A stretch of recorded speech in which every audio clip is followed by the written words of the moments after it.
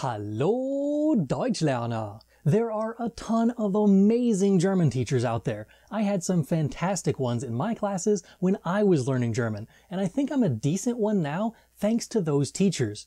There are, however, some things that other teachers that I've met, and even I do that we really shouldn't be allowing students to do in our German classes. Here are my top 5 things that your German teacher should stop doing. Nummer 1.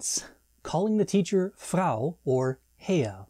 In the United States, it's pretty common for German students to refer to their teachers as Herr or Frau. Not with their last names like you would with anyone else that you address with Mr. or Mrs., not Herr Antrim or Frau Antrim, just simply Herr or Frau. Hey Herr, I have a question. This is impolite and is basically the equivalent of calling your teacher woman or man.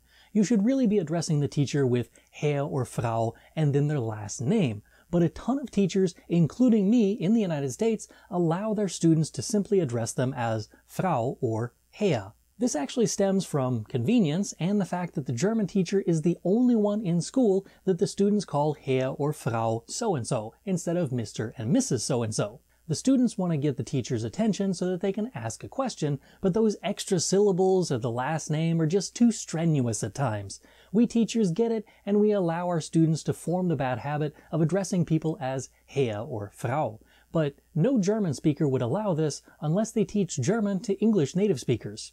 In most German classes that allow this, it's a term of endearment. The students often say that Herr or Frau is their favorite teacher. When German classes from different schools get together, you will hear a cacophony of calls for Herr or Frau as students from various schools address their respective teachers. Students will talk about their teachers as my Herr is pretty laid back or my Frau is very funny. This interpretation of the title Herr or Frau for German teachers is therefore usually seen as a nickname and not necessarily an impolite address. There are also people who simply have no idea that Herr und Frau mean Mr. and Mrs. in German.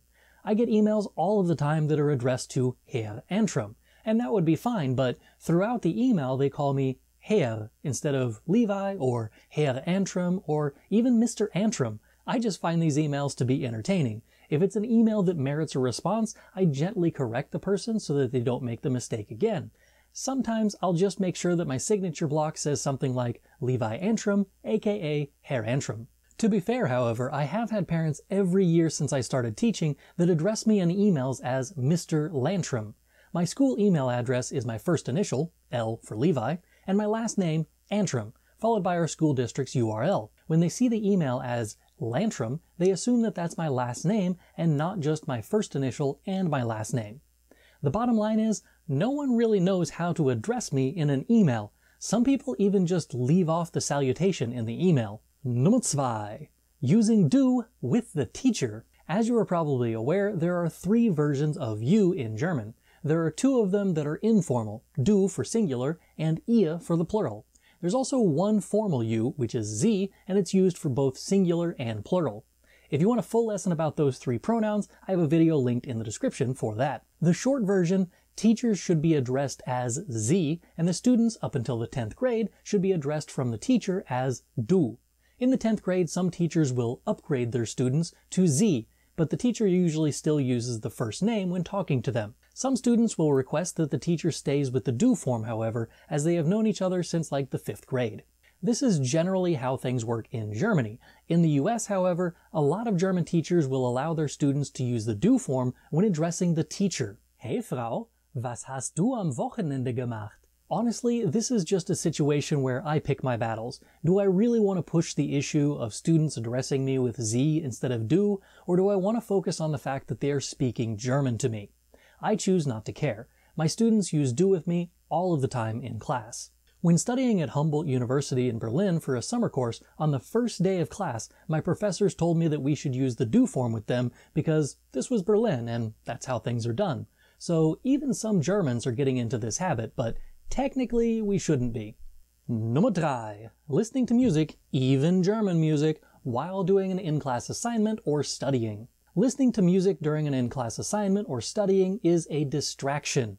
Most students who want to listen to music while studying will tell you that it helps them focus. That's great for math, but we're trying to learn a foreign language here, and you can't do that while you're being auditorily assaulted by Nicki Minaj. I'm guilty of this. I always play German music when the students are working on something in class. I personally do it because I just don't want complete silence in my classroom. I hate the sound that is emitted by the fluorescent light bulbs in the classroom, and if it's 100% quiet in the room, I can hear them. That and the ticking sound of the clock in the room really gets on my nerves.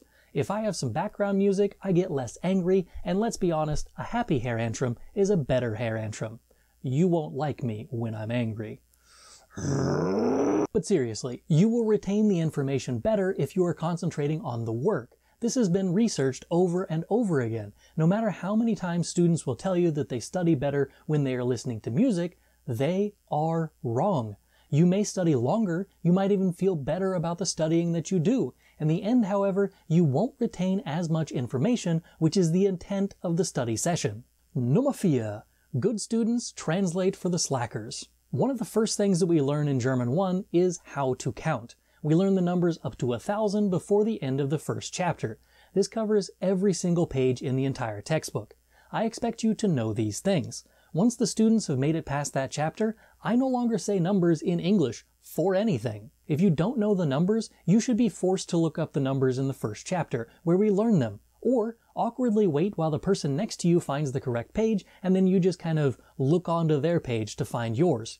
If you don't want to do that every time, you should just learn the numbers like everyone else in class did.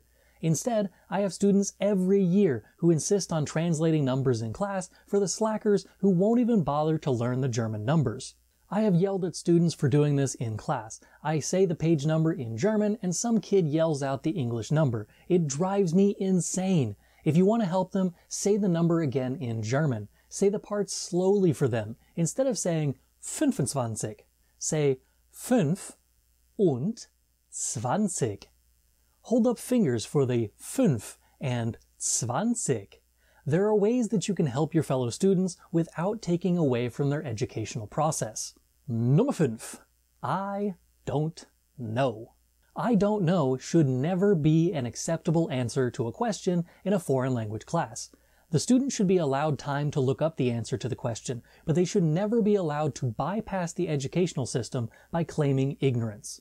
I know you may not recall every single thing that I've ever taught you, but I'm sure that I'm not asking you a question to which we have not already covered the answer in a previous class. This means that somewhere in your notes there should be something that answers this question.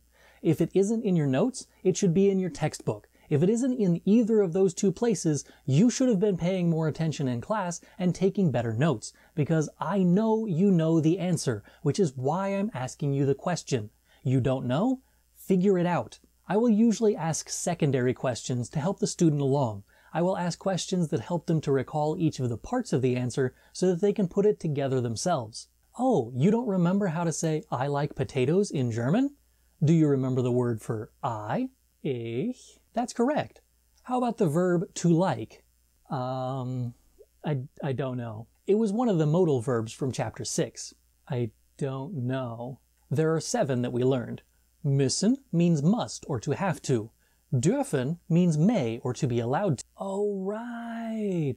Mögen. So, ich mag. Correct. Now we just need the word for potatoes. I don't know. Well, we did talk a lot about vegetables in chapter 6 too.